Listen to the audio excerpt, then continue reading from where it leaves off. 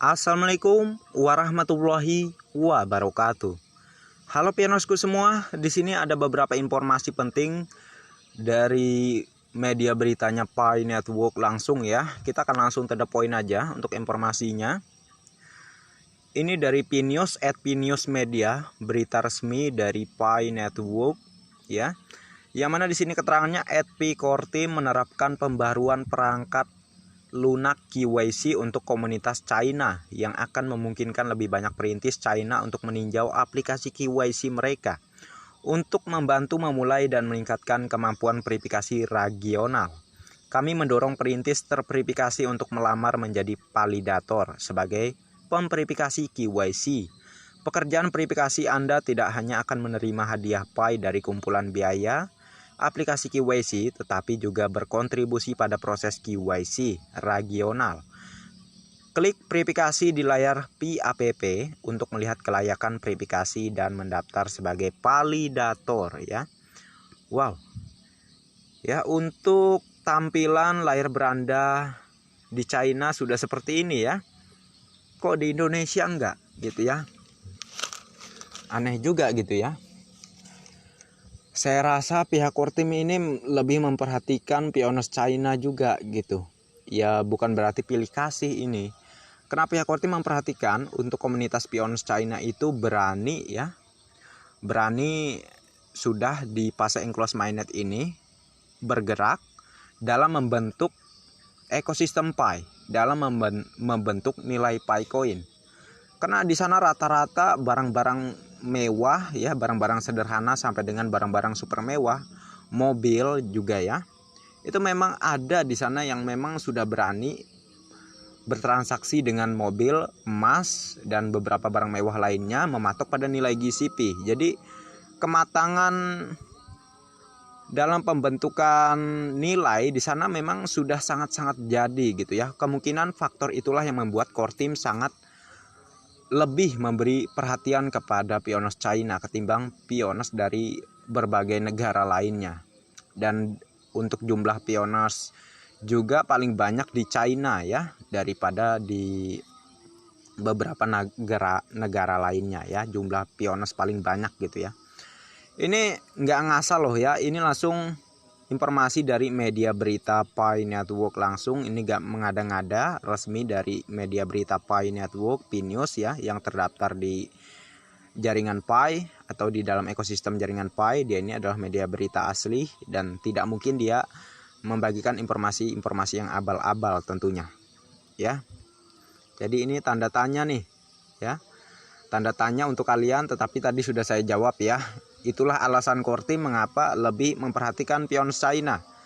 Karena dari segi mematangkan ekosistem, dalam segi mematangkan nilai, itu orang China nomor satu ya.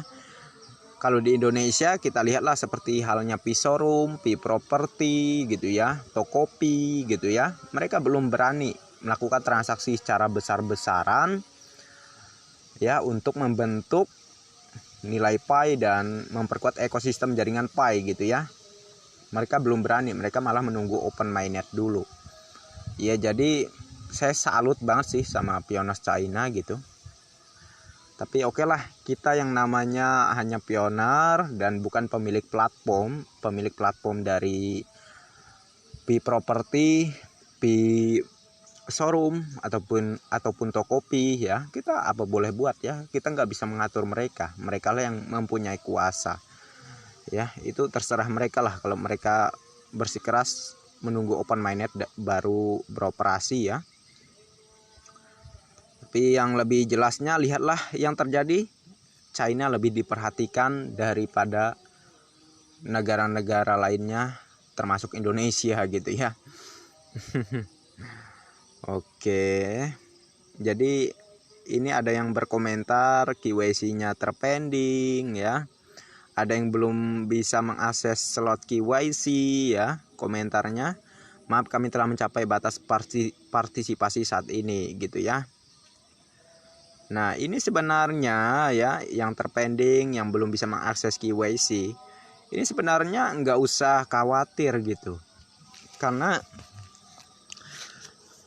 akan cepat atau lambat pasti akan juga menerima undangan KYC. Yang penting kan sudah diundang oleh pengundang Anda untuk melakukan KYC, dan Anda klik sudah linknya tersebut gitu ya. Anda sudah ditandai oleh pihak Kortim yang akan kedepannya dimudahkan untuk melakukan KYC. Kurang lebih kalau sekarang kan secara survei dari partner Tindi kemarin, jumlah total piones dunia yang sudah lulus KYC ada 31 juta lebih atau 32 juta ya.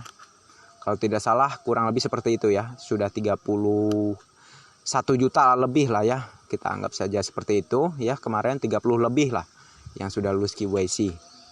Jadi mungkin sisanya ini pihak Kortim rencanakan nanti akan secara otomatis langsung bisa KYC melalui aplikasi Pi Browser tanpa harus menunggu untuk diundang untuk melakukan KYC gitu ya. Seperti halnya di China ini sudah diberikan kemudahan oleh pihak Kortim.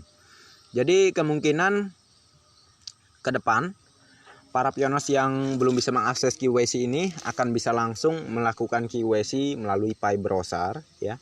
Dan ini juga berdasar dari apa yang pernah disampaikan moderator Indonesia, kalau tidak salah moderator Rohman ya, yang katanya ke depan kita tidak usah susah dalam melakukan KYC, bukan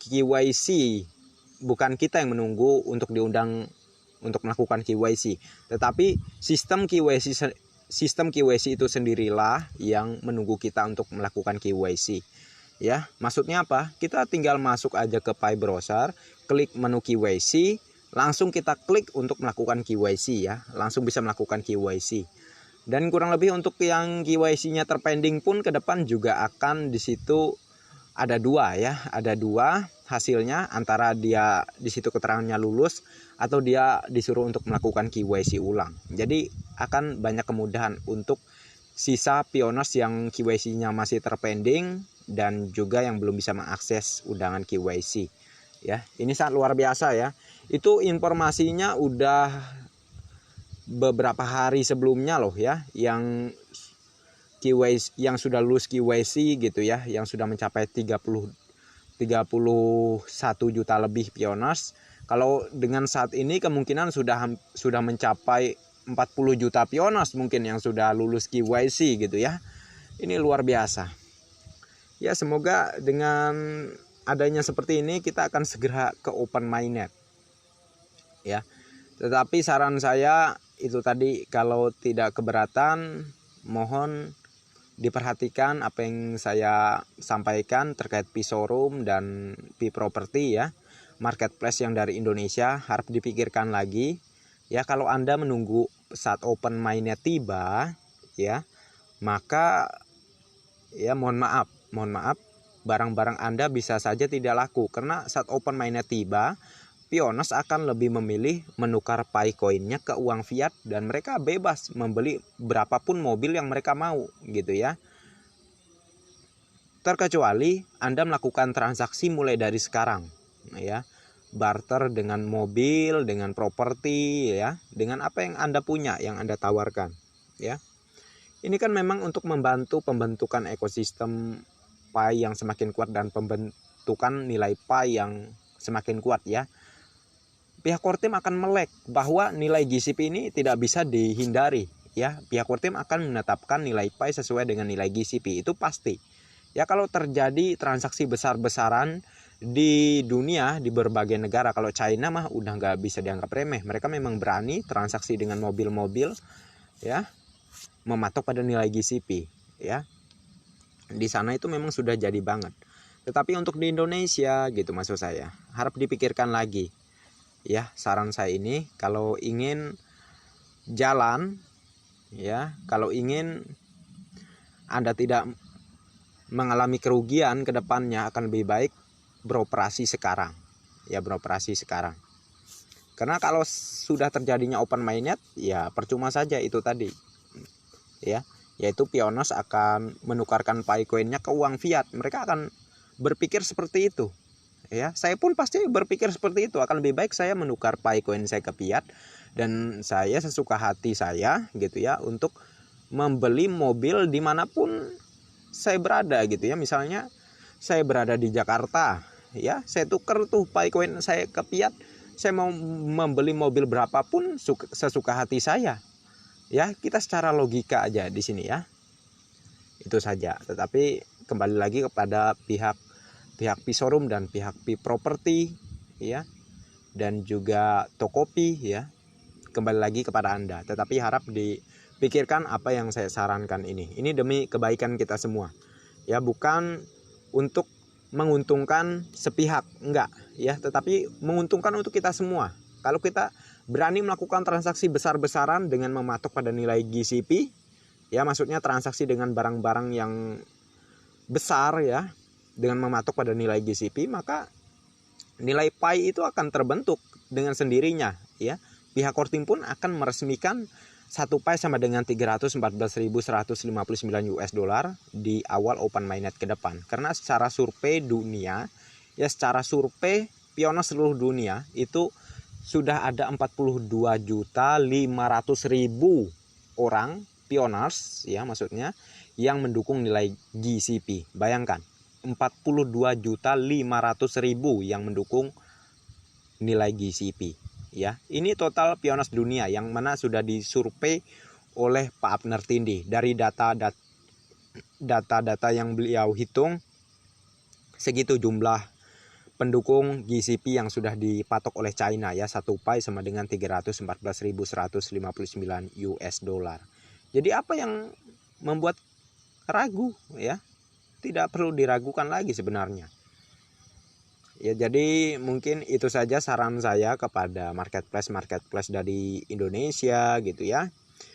Dan juga ini terkait yang kita bahas di layar ini mengenai KYC ya.